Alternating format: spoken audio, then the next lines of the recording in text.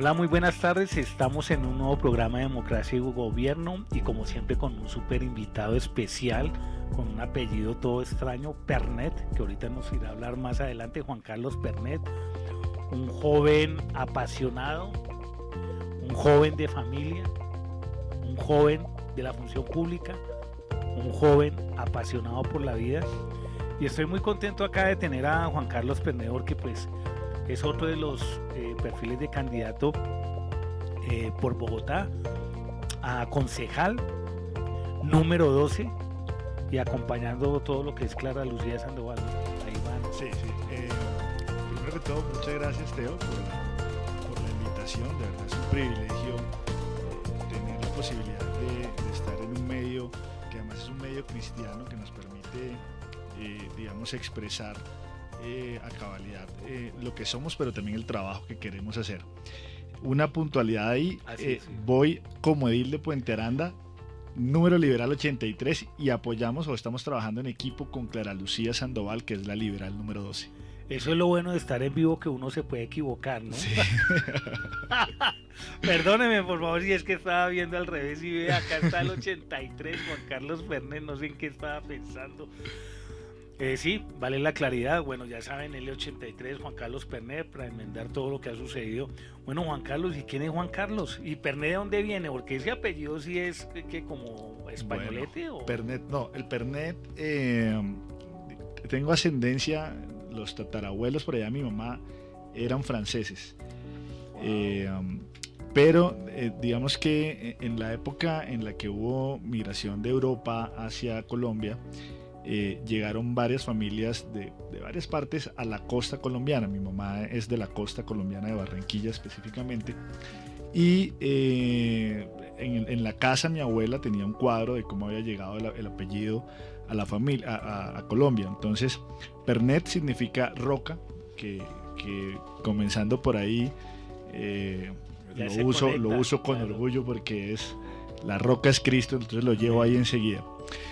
Y lo que decía el cuadro que estaba en la casa de mi abuela era que los Pernet fueron dos hermanos que llegaron a Colombia, entraron por el puerto de Cartagena, y en Cartagena establecieron una empresa de un astillero de barcos.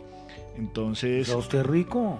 Mi familia, como hasta los abuelos de mi mamá, eran de las personas más pudientes en la costa.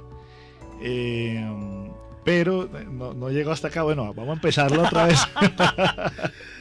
Y bueno, pero sucedió algo que nos puedas contar de la historia, cómo fue el punto de quiebre y la cosa.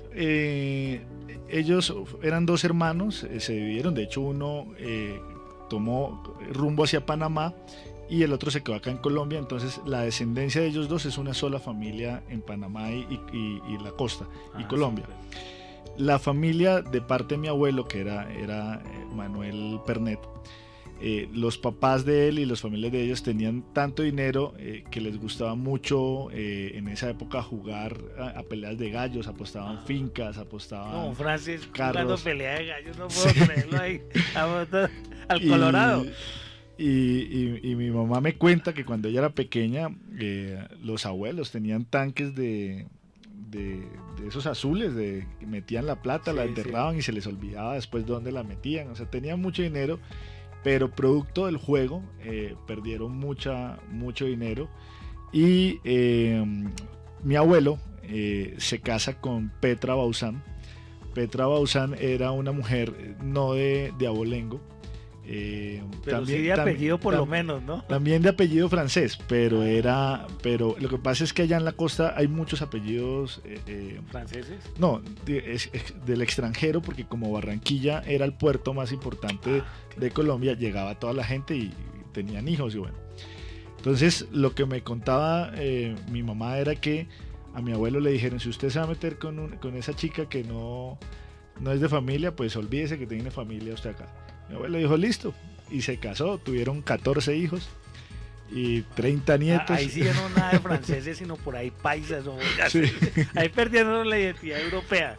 Y bien, mi mamá, por ejemplo, ella es Pernet Bauzán, son los apellidos de tu mamá.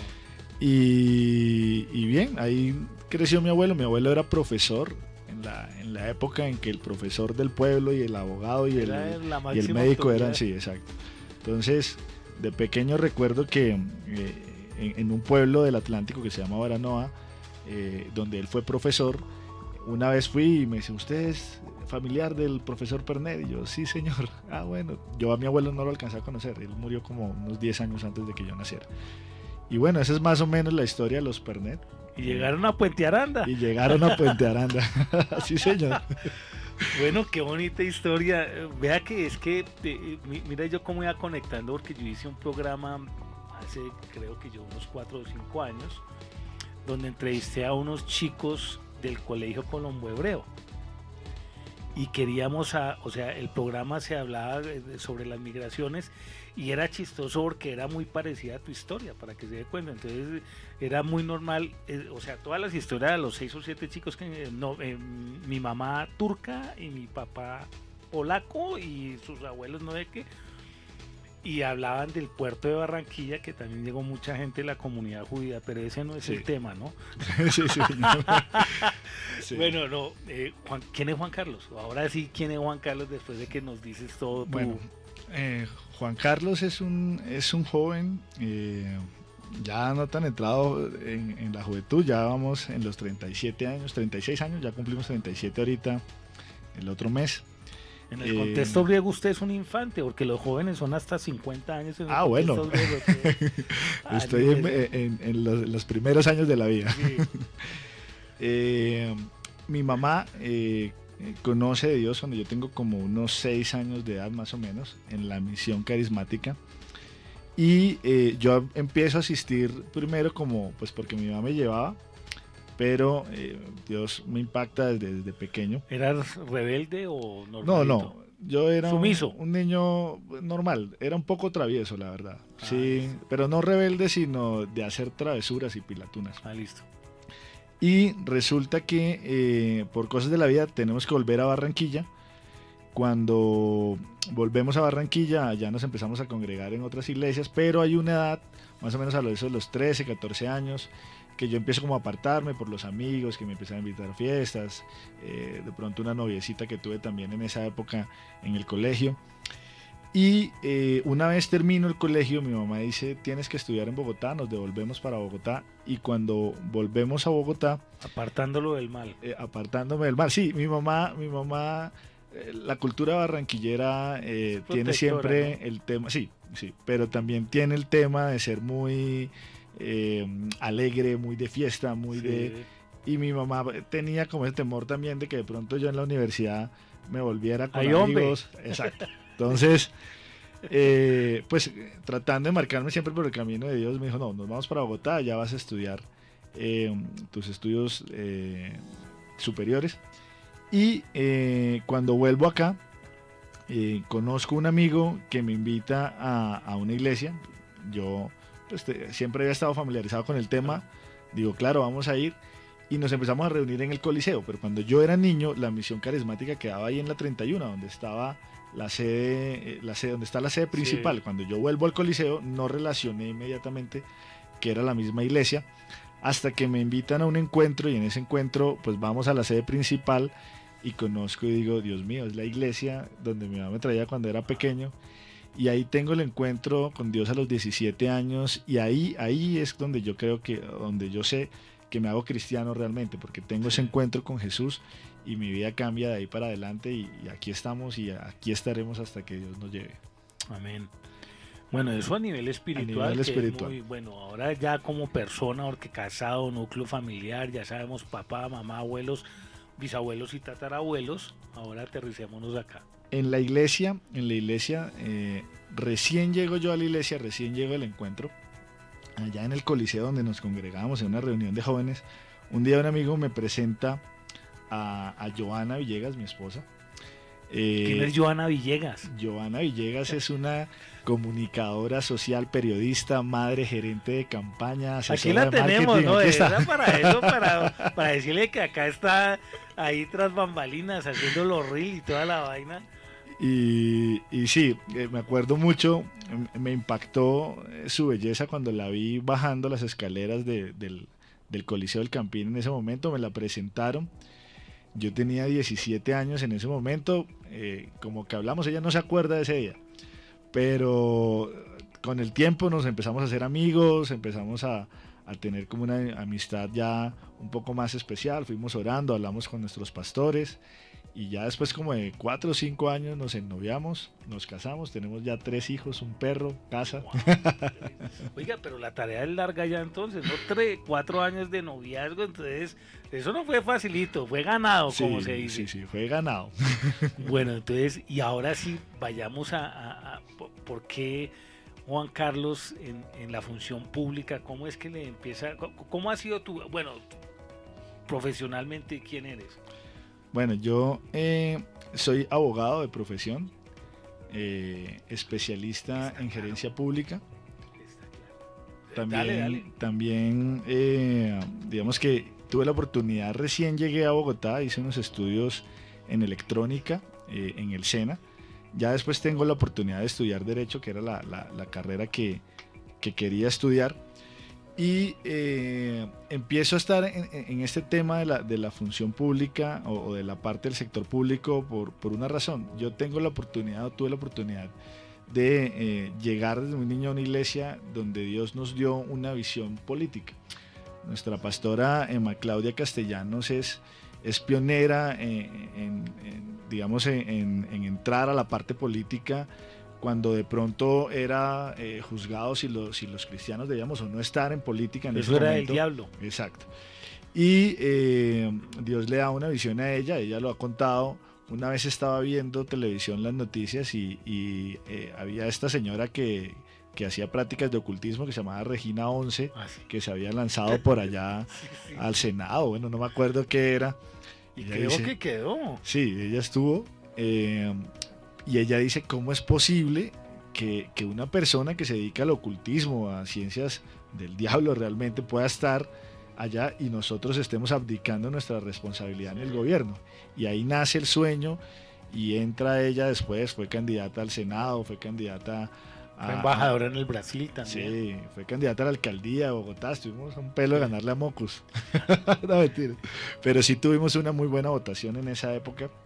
Y bueno, Dios me permitió estar ahí, aunque realmente cuando yo llego a la iglesia, a mis 17 años, me acuerdo que hubo una convención de las que hace la Misión Carismática en la que se presentó un candidato.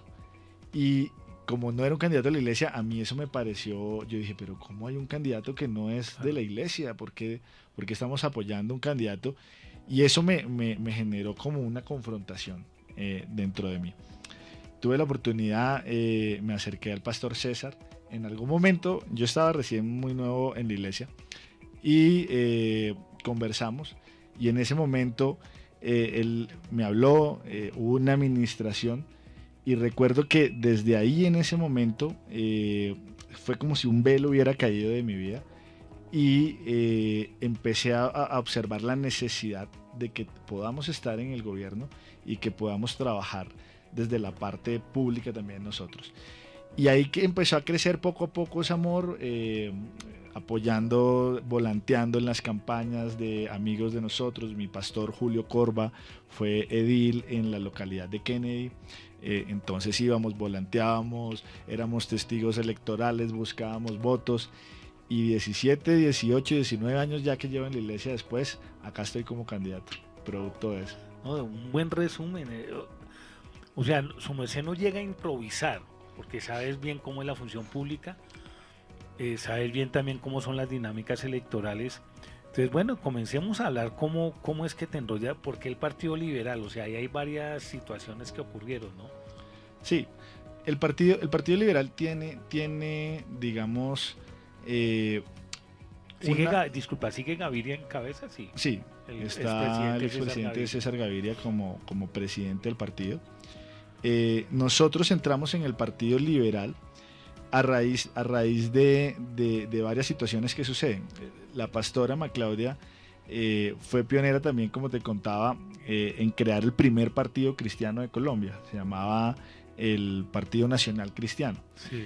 Y un poco en la inexperiencia que se tenía en ese momento, pues no lográbamos tener el umbral suficiente para tener un candidato, porque las dinámicas electorales permiten que el partido, los votos del partido sumen para que puedan arrastrar los candidatos. Sí. Entonces tú ves, por ejemplo, en las elecciones de Congreso que acabaron de pasar el año pasado, gente con 60.000 votos que se quemó en un partido que no le dio el umbral, y gente con 10.000 votos que entró.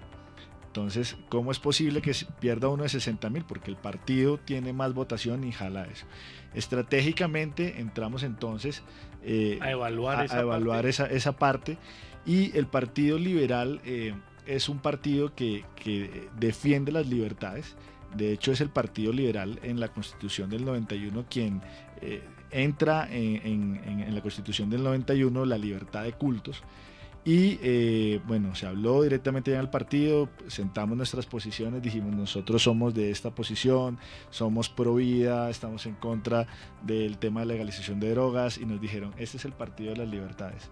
Acá ustedes tienen la libertad de pensamiento, de pensar y de ejercer políticamente como ustedes creen. Y tener la independencia que se debe. Exacto. Y entonces estamos acá en el Partido Liberal, que es un partido tradicional de más de 200 años en el país, y que nos da un buen apalancamiento para poder entrar con la votación. Sí, no, y yo tengo la imagen bipolar de mi papá, digo bipolar porque en esa época, estoy hablando de los años 74, hablo de cuando Misael Pastrana, papá, fue presidente, entonces mi papá con el dedito azul, ¿no? Sí.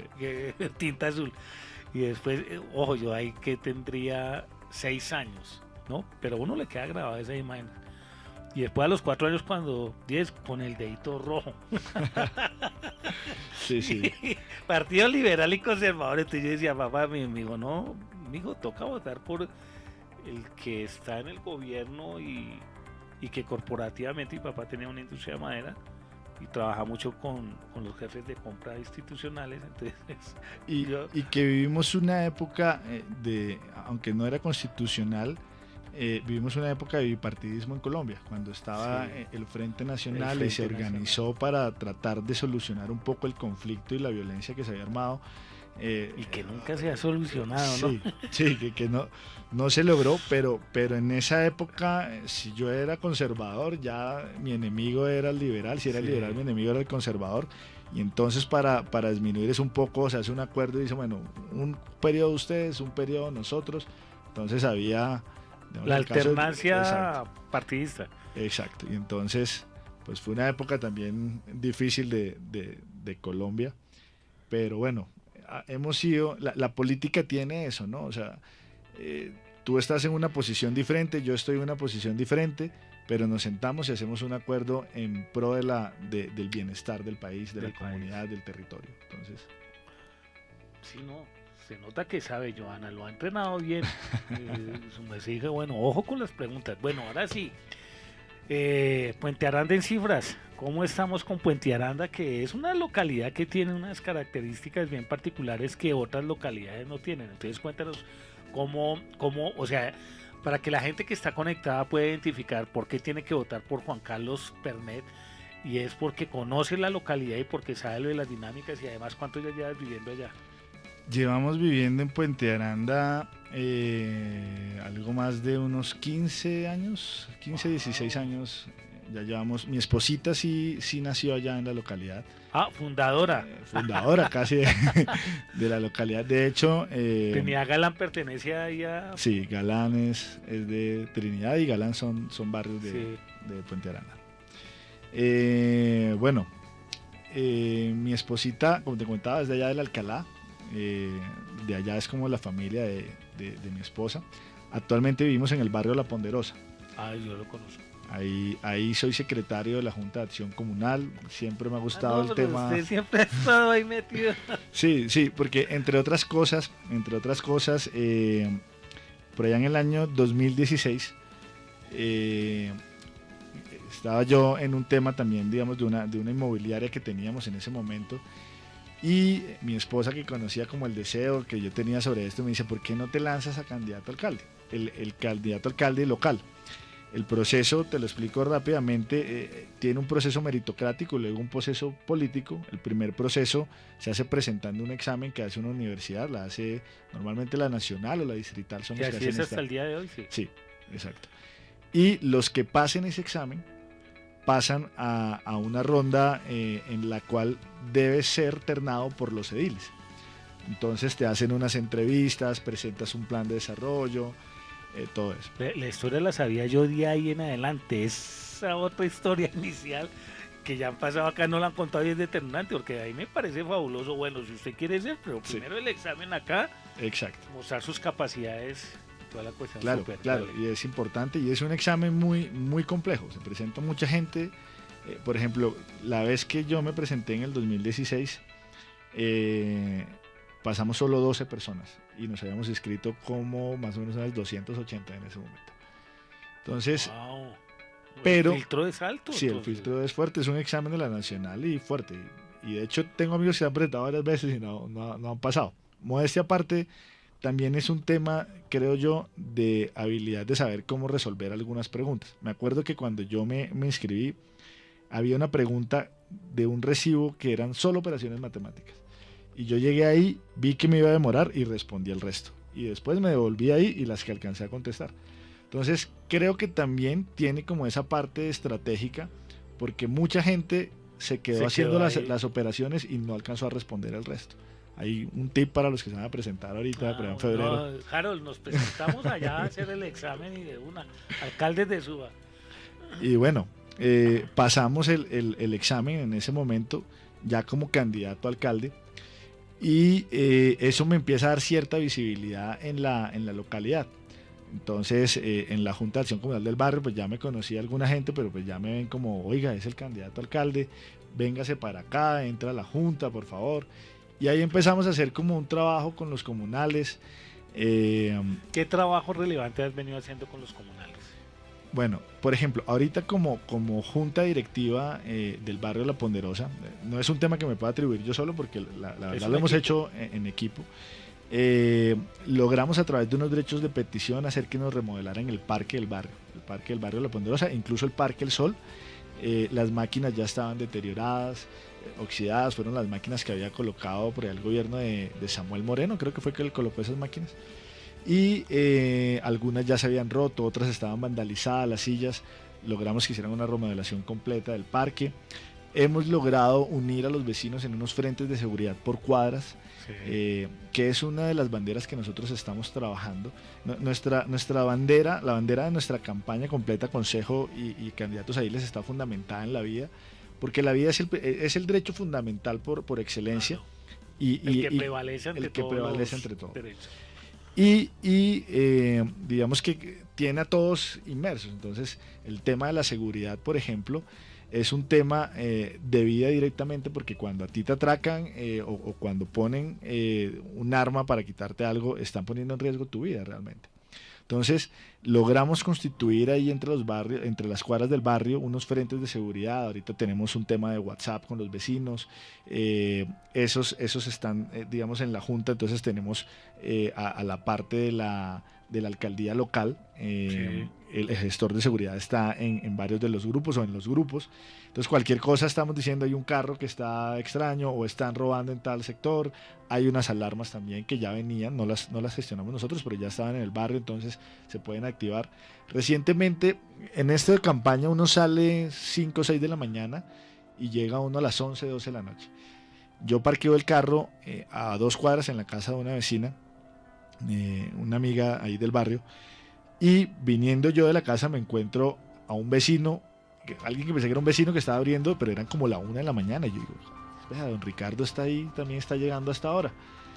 Cuando me acerco veo que no es don Ricardo, y es un señor que está tratando de abrirle la puerta a don Ricardo. Ahí mismo yo saco mi celular, intencionalmente cojo el celular y me lo pongo y aló policía, y claro, el señor y salió a correr y se fue. Llamamos a la policía, escribimos ahí de una vez en el grupo, la gente ya estaba pendiente.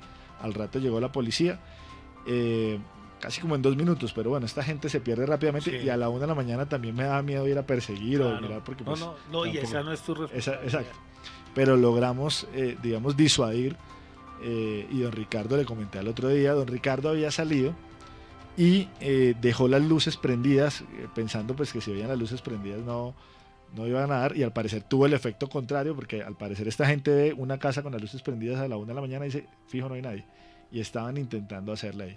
Entonces, lógica, ¿no? Sí, gracias a Dios hemos logrado varias cosas así, atracos, cosas que se han detenido ahí. Oiga, Juan Carlos, usted mientras que hablaba de todo esto, entendiendo, yo fui como líder comunal y todo esto de seguridad por cuadras y alarmas, año 80. Entonces, pero me está imaginando esas mismas dinámicas, por ejemplo, en el barrio La Carolina. O en Multicentro, ¿no? Entonces Sí. dije, no, allá creo que eso. Mira que en esos barrios donde hay apartamentos, donde hay edificios, Sí. a veces se pierde eso. Actualmente, incluso muchas veces, haciendo este ejercicio de unir a los vecinos en los grupos, habían varios que no se conocían con el que vivía en la esquina. Pero todavía en el barrio uno saluda, va pasando y vecino, ¿cómo está? Todavía es muy común, donde hay apartamentos y eso, No, al es vigilante. más, casi sí, no, y la expresión vecino no, Sí, no, no está, ¿no? Y es particular porque yo veo muchos youtubers de otros países y dicen, no, lo maravilloso es que haya vecino para aquí. O sea, la gente que en el extranjero se extraña de todo eso, ¿no? Bueno, entonces, líder comunal, ¿y cómo va a ser toda esta cuestión de lo que son las cifras en Puente Aranda? Ahora sí empezamos a hablar de las cifras de Puente Bueno. Aranda. Pareciera que estuviera lloviendo allá en la pantalla. Puente Aranda tiene una población aproximada de 300.000 habitantes. Esa población no da, por ejemplo, para una junta administradora local de 11 diles, como en otras localidades como Kennedy, Suba, que tiene 11 Sí. diles. Pero Puente Aranda tiene un sector especial, y es que Puente Aranda tiene la zona industrial, o una de las zonas industriales más grandes de Bogotá. Y como a ti el factor de votación te lo da tanto el tema de el lugar de residencia como el lugar de domicilio, siempre hay un porcentaje grande, siempre que eventualmente puede lograr votar en Puente Aranda. Entonces tiene 11 ediles. En el tema de seguridad, que es lo que nosotros estamos hablando, del año 2020 al año 2021 y del 21 al 22, las cifras de inseguridad en Puente Aranda aumentaron primeramente en un 38% en hurto a personas y en extorsión, y luego en un 47%. Déjame hacerte una pregunta. Sí. ¿Volvió la extorsión, que eso había desaparecido? Exacto, es una de las cosas que ha vuelto a Puente Aranda, porque Puente Aranda tiene comercio de San Andresito, por ejemplo, pero también a los comerciantes de los barrios. Hay denuncias de extorsión ante la fiscalía y han aumentado en un 47%. ¿Qué significa esto? Que la percepción de inseguridad no es un sentimiento, o sea, realmente ha influido en varios temas. Por ejemplo, el tema de la policía, que cuando uno piensa en seguridad, mucha gente piensa en la policía, es un tema importante, pero es un tema que depende del gobierno nacional. Entonces, del Ministerio de Defensa, de Presidencia, bueno, no directamente de la Presidencia, pero sí por orden de Presidencia, se retiraron casi 5.000 policiales de Bogotá para enviarlos a otros países. Entonces, a otras partes del país, perdón. ¿Y cuál es el tema que está sucediendo con esto? Que a la par de esto, por ejemplo, se está como premiando de alguna manera el vandalismo en las marchas que hubo donde se vandalizó la ciudad. Entonces ahora les decimos a la gente, no, para que no hagan esto vamos a pagarles. Entonces, ¿cuál es el mensaje que se les está dando? Claro. Te vamos a dar $1.000.000 si no sales a vandalizar. Entonces estamos premiando a este joven que sale a hacer el daño, o a la persona que sale a hacer el vandalismo, y no tal vez al que está tratando de buscar un trabajo, de salir a guerreársela todos los días. Eso genera además una sensación de impotencia en la ciudadanía. Hoy hablaba con unos vecinos del Ciudad Montes. Me decía: Juan Carlos, la semana pasada robaron una camioneta, la antepasada se robaron un carro y la antepasada se robaron 2 carros. Es decir, en menos de 3 semanas habían robado 4 carros en el mismo barrio. Entonces, ¿cuál es el tema que está sucediendo acá, o que hay que trabajar?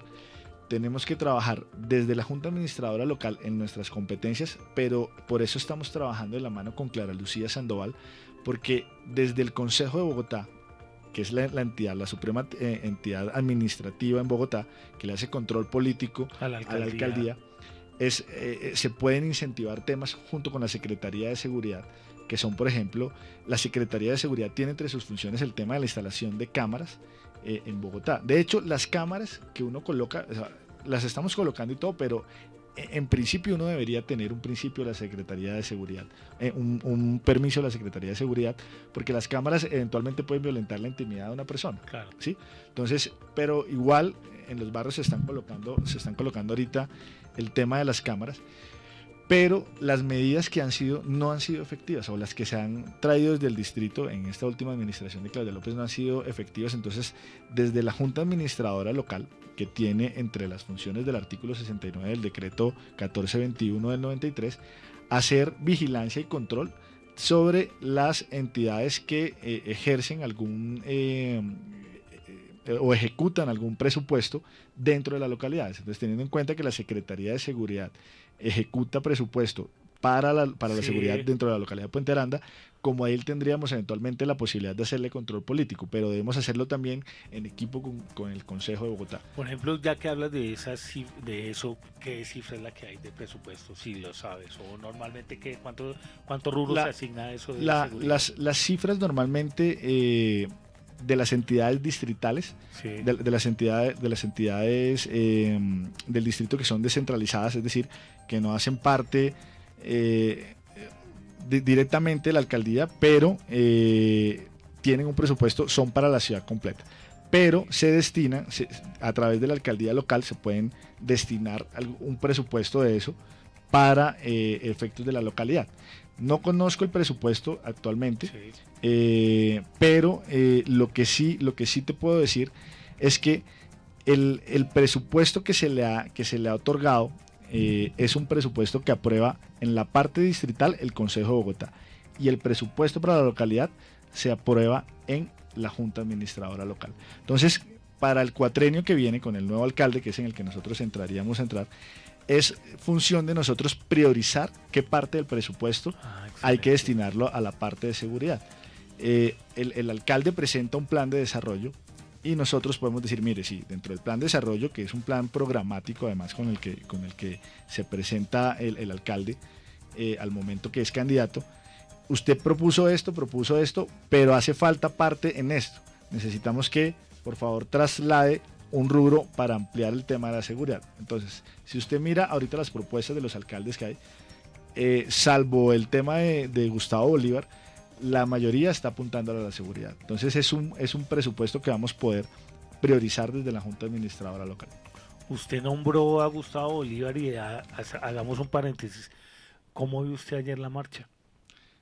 Una vergüenza realmente. Me parece que es inverosímil que el gobierno nacional esté haciendo, porque fue una marcha política. Sí, del gobierno. Una marcha financiada con nuestros recursos, con recursos que se tienen que destinar. Y lo impresionante del tema es que no hay plata, ¿no? La olla está raspada, hay que subirle a la gasolina, hay que subirle a los alimentos, a todos le están subiendo, porque no hay plata, pero nos podemos gastar 30.000 millones que se le han entregado a estas comunidades indígenas para que vengan a hacerle campaña acá al presidente Petro.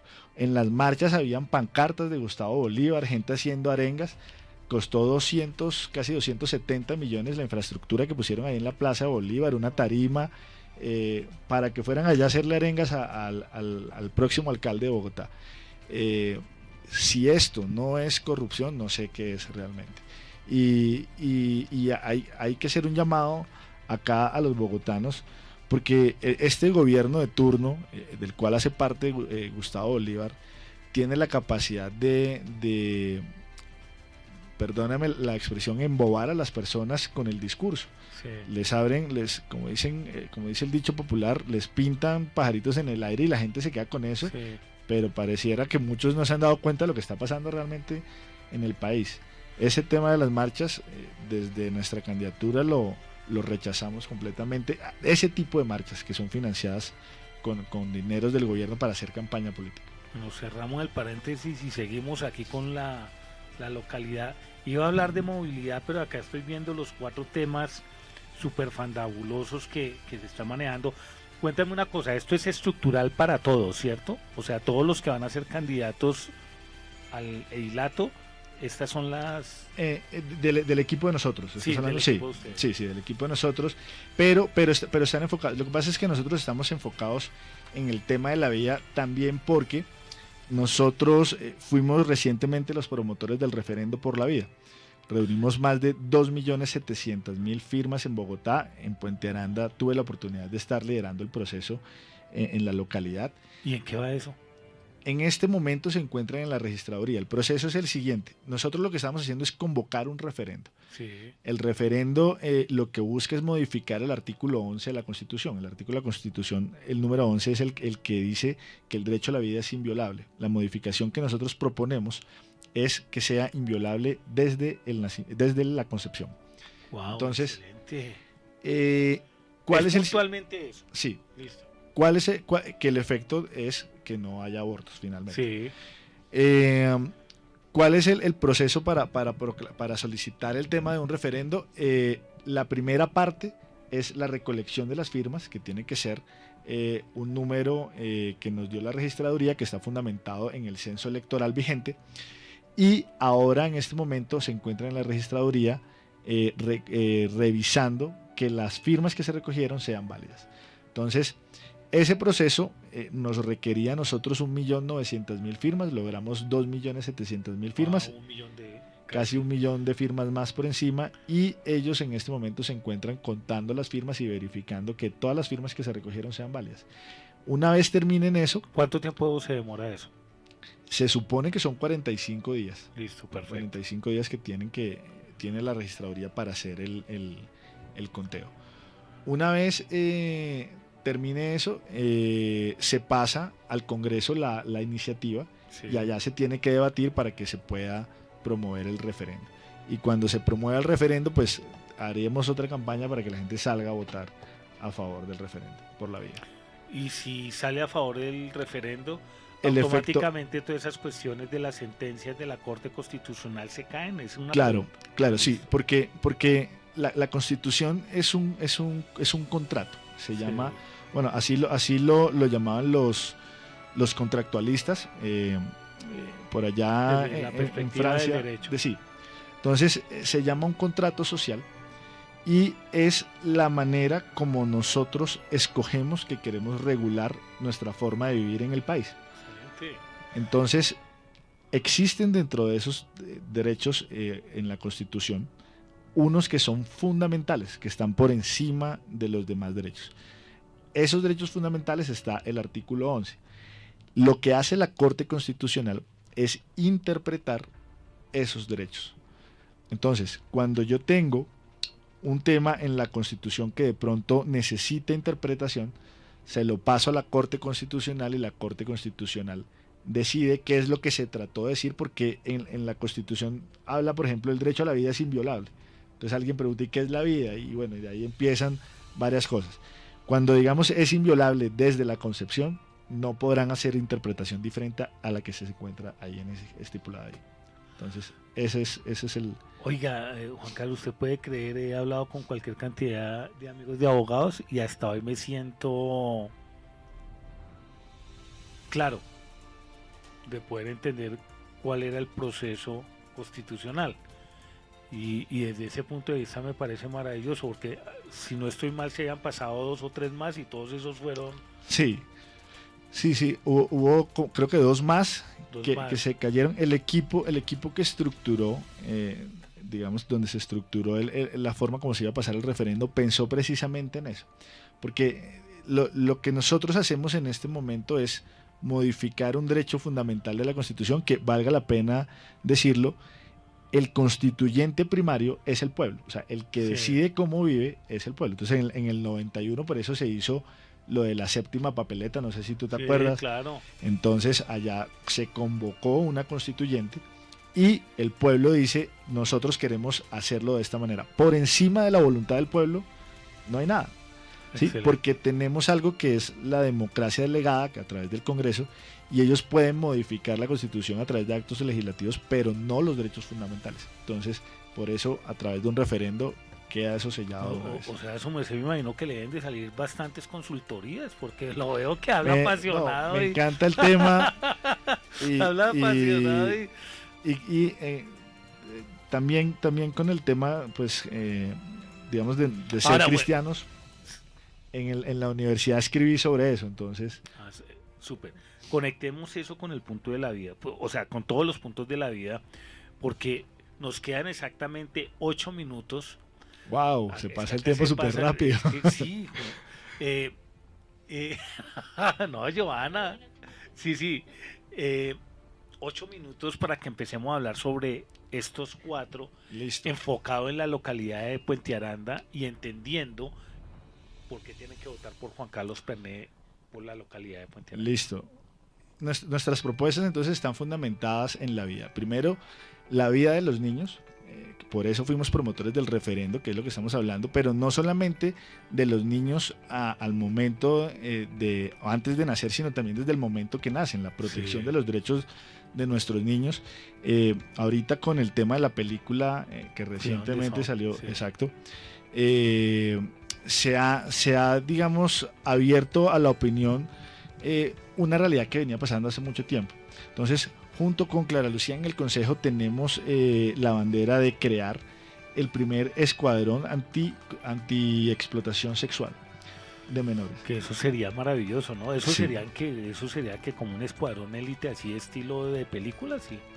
La idea es, digamos que guardada la analogía, cuando Clara Lucía, que es la creadora del Instituto de Protección y Bienestar Animal, crea dentro del instituto algo que se llamó el Escuadrón Anticrueldad.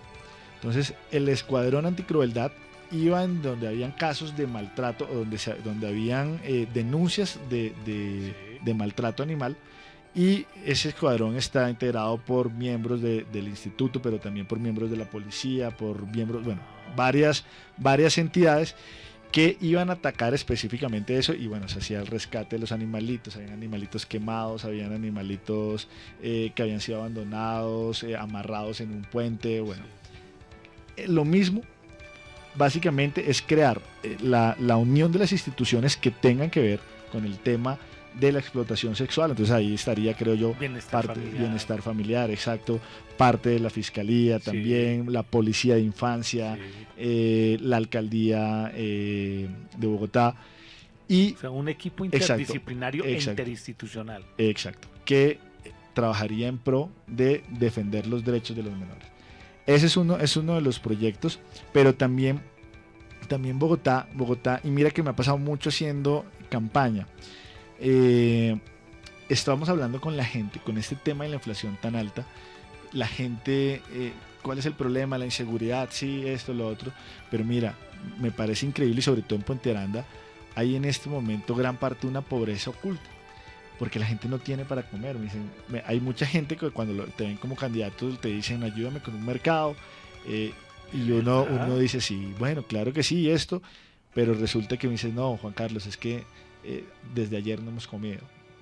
Y Puente Aranda tiene algo, y es que Puente Aranda es un estrato 3. Entonces, y Puente Aranda hay barrios muy bonitos. Hay gente que tiene Ciudad Montes, exacto, Carabelas, hay barrios. ¿Y qué sucede? Que es que la gente le da vergüenza. O sea, si tú vives en una casa así, a veces prefieres pasar hambre que salir y decir, oye, es que no tengo para comer.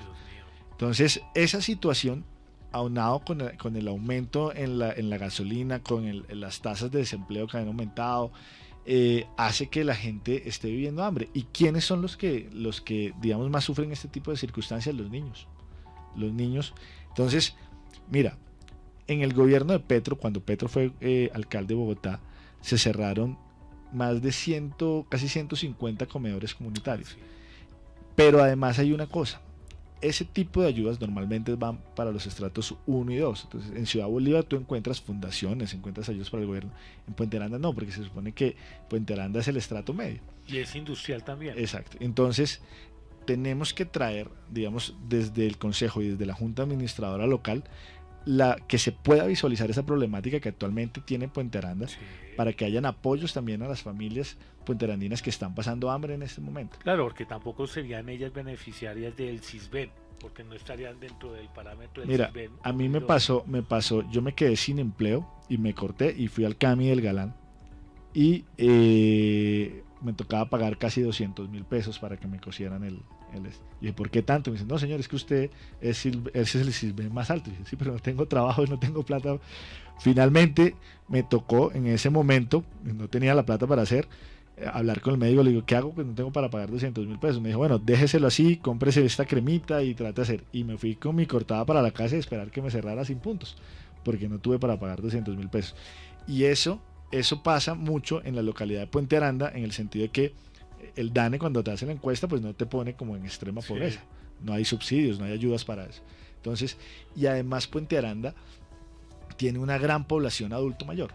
Entonces, que ha ido envejeciendo, porque la gente, tú vas ahorita al barrio y tú ves muchos adultos, porque los jóvenes han salido de casa y ya compraron su casa, su apartamento en otro lugar. Entonces, ese es uno de los temas. ¿Cuál es el tema de ahí? Vamos a mejorar también, eso habla un poco de la calidad de vida, mejorar la calidad de vida de los puentearandinos.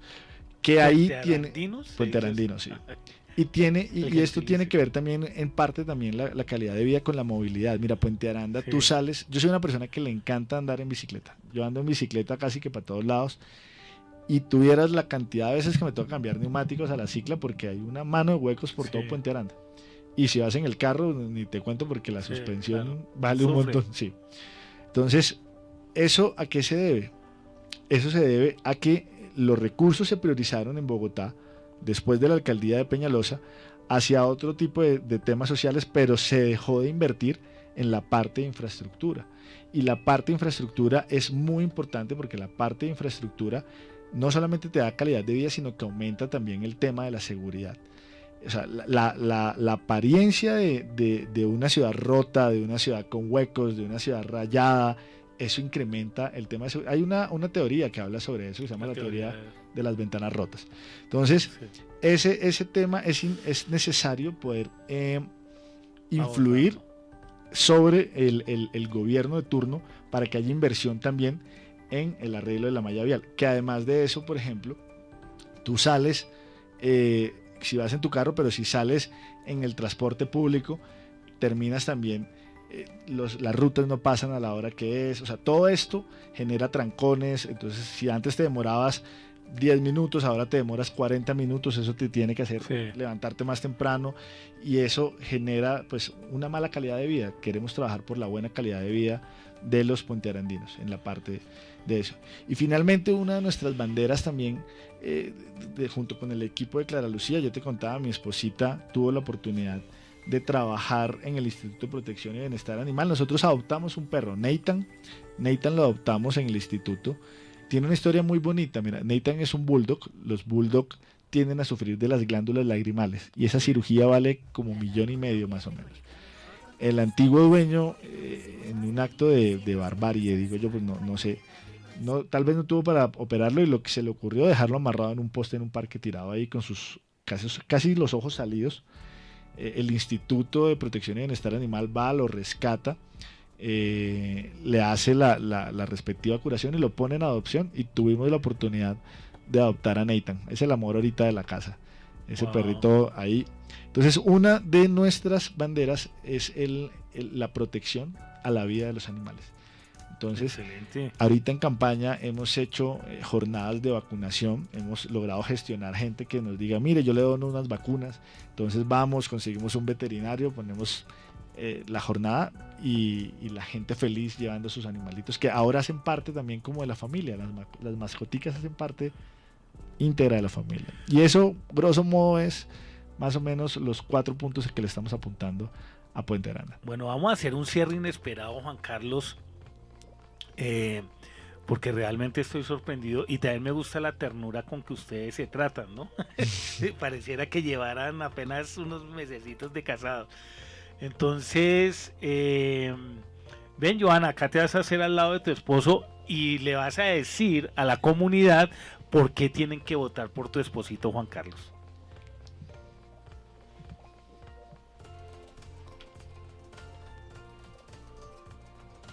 Bueno, gracias, Teo. Definitivamente un final muy inesperado. Yo tampoco me lo esperaba. Pero bueno, tengo la gran bendición de compartir mi vida junto a... ¿Listo? Junto a mi esposo desde hace 14 años. Como dijo, pues tenemos 3 preciosos hijos. Emanuel, de 11 años, Valeria, de 10, y David, de 6 añitos. Hemos formado una familia muy linda. Como dijo mi esposo, yo también he sido puentearandina de nacimiento, de corazón. Toda mi familia vive en Puente Aranda, y por eso yo también quiero invitar a todas las personas que nos están mirando a que voten por Juan Carlos Pernet.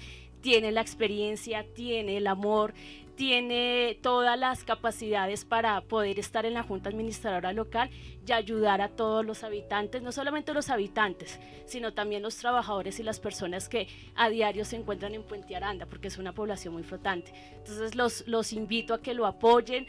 Yo doy la garantía de que él cumple lo que promete. Acá está. Y bueno, nada, pues queremos contar con su apoyo para este 29 de octubre, marcando Partido Liberal para la Junta Administradora Local número 83. Listo, Joana, me toca correrla del puesto otra vez. Muchas gracias, Teo. Bueno, vea, feliz porque aquí ya me puse el compromiso, ¿no? La cachucha aquí de L83 y L12 al Consejo de Bogotá. L83 y L12 al Consejo de Bogotá por la doctora Clara Lucía. Muchas gracias a todos los que se conectaron. Voten a conciencia. A todos les he dicho, voten a conciencia. Voten por las personas con las que ustedes se identifiquen, pero sobre todo voten por las personas que tengan principios y valores claros de familia y que sean pro vida. Bueno, los esperamos en un nuevo programa de Democracia y Gobierno. Dios los bendiga. Bye bye. Chao, bendiciones.